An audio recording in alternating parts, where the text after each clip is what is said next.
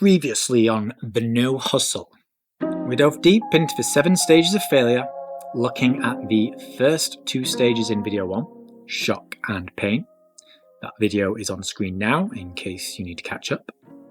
And then in the second video, we dove into stages 3, 4 and 5, bargaining, depression, and the tipping point. That video is also on screen, so check it out. Links to both videos are in the description. Here, in this third and final installment, we bring the 7 stages to a close, as well as shine a light on the real meaning of failure. A meaning that may surprise you, but could just change how you live your life.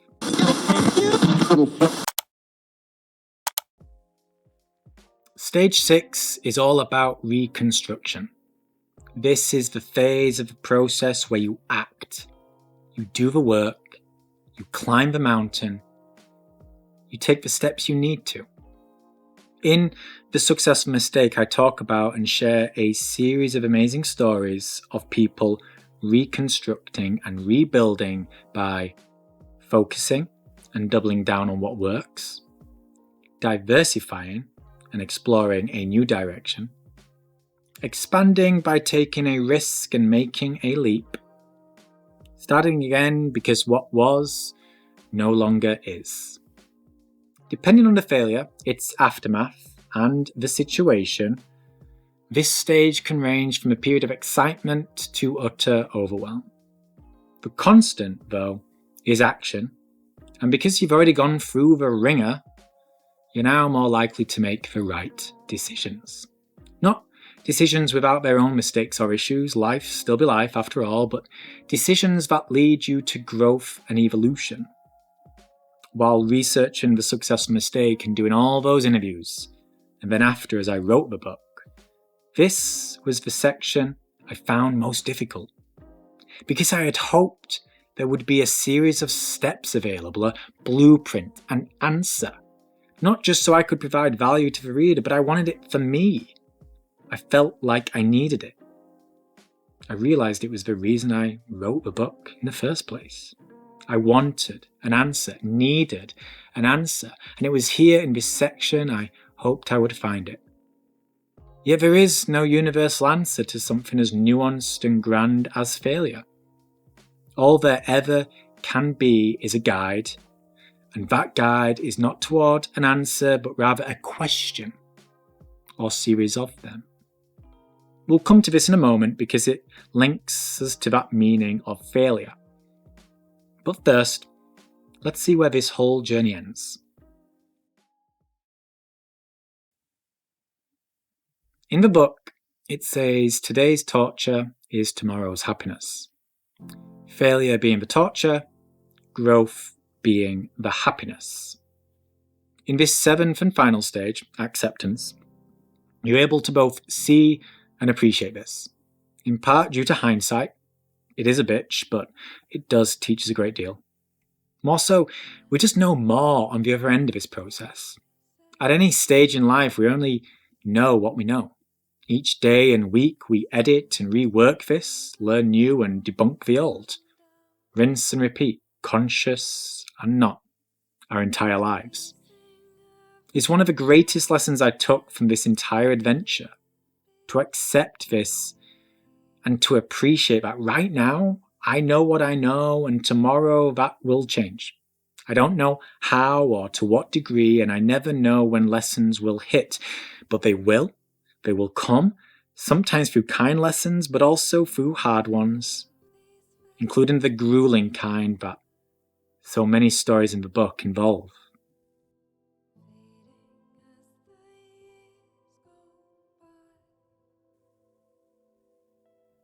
That's what I learned the real meaning of failure is. In the beginning, when I first committed to writing The Successful Mistake, I had hoped I would find answers, that learning how failure works would somehow lead me to understand how to hack it and have an answer to it. That's not what happened. Instead, I learned about the value of asking questions, the right questions. This is what failure mistakes, hardship, and adversity gives us. They help us see, wake up, and gain awareness, if we care to look and take notice. Most of us don't, and it's why we struggle. It is why we fear failure, are wary of it.